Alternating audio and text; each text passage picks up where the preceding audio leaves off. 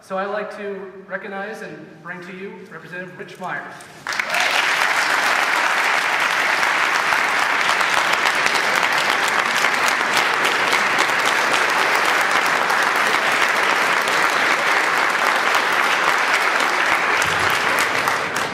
Thank you very much, and good evening, ladies and gentlemen. If you're new to Springfield and the Capitol Complex, welcome.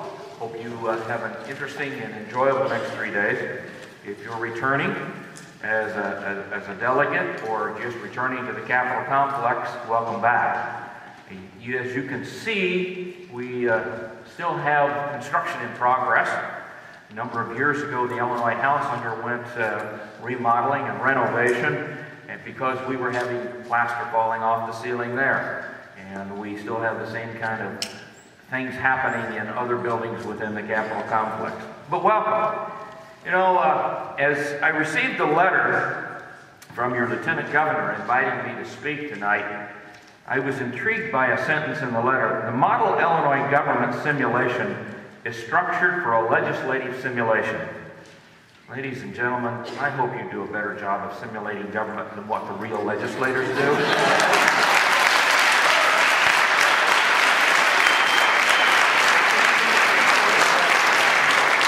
I'm sure that if you're a student of government, you've been following the legislature for the last couple of years, and you've seen that we aren't accomplishing a whole lot. It took us until August of last year to put together a budget, August 10th to be exact, and much has, or I should say little has changed. Much remains the same from last year, and those of us in the legislature continually wonder whether we will meet our deadline for adjournment, whether we will meet any deadlines for getting the House and the Senate work done and adjourning for the season. But we're going to try. You know, we're always optimistic that we're going to have a legislative session that's going to be productive, that's going to accomplish what we're set out to do for the people of the state of Illinois.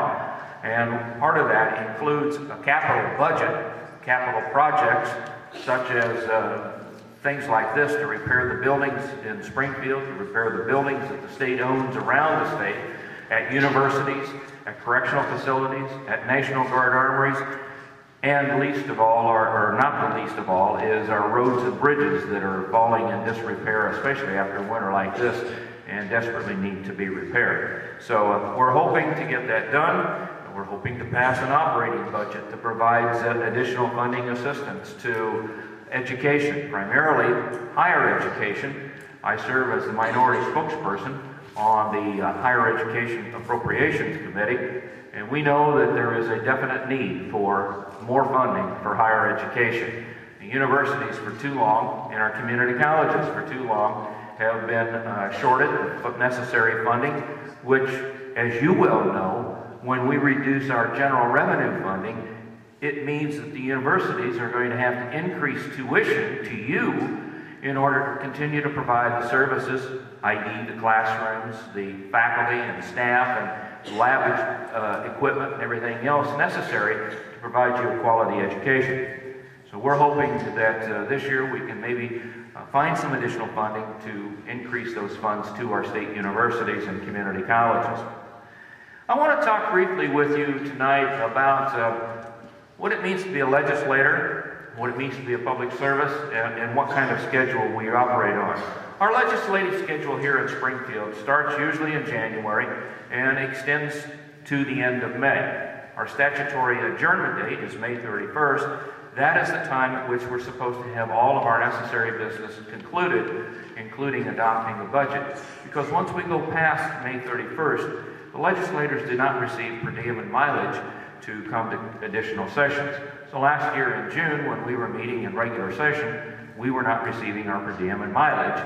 And that works sometimes a hardship on those who travel great distances and have to incur the cost of a motel room, have meals that they have to eat out while they're in town here, and travel from the extreme ends of the state, whether it's southern Illinois or northeastern or northwestern Illinois. It does present a problem. So we have a statutory adjournment date of May 31st. We're supposed to get everything done by then, and usually the budget is the last thing that's voted on at that time. In January, February, and March, we go through the committee process. We have deadlines all along the way. Deadline for introduction of bills, deadline for passage of bills out of committee, deadline for passage of bills out of the House of Origin. So we have these deadlines all along the way, and the schedule in Springfield is pretty well structured. So we know what we're supposed to be expecting. We don't always know to what level to expect that. For instance, in even-numbered years like this year is, the session is supposed to be reserved for budgetary matters and measures of emergency, legislation of emergency nature. Well, this year it seems like anything and everything is being introduced, and at least in the House anyway, the Speaker is allowing all bills almost, if you request it to be released from the Rules Committee, they're assigning it to committee, and it gets a hearing in committee if you want to. We don't know what the motivation of that is, because it does seem to clog up the system. And normally in even-numbered years, when we're supposed to have a limited number of pieces of legislation, quite often we have a limitation on the number of bills we can move through the session. It could be 3, it could be 5, but we're usually limited. This year there is no mention of a limit anywhere as to the number of bills. We're even hearing some appropriation bills in the appropriation committees. And in the House we have 5 appropriation committees, and that's highly unusual. And we could pass an appropriation bill, or we could debate an appropriation bill and not act on it, but the appropriation measures are usually reserved for the budgetary process, and this year seems a little bit different. So we don't always know what our leadership, at least what the Speaker of the House has got in mind. We don't know what his intentions are, and the same thing is usually true of the senators.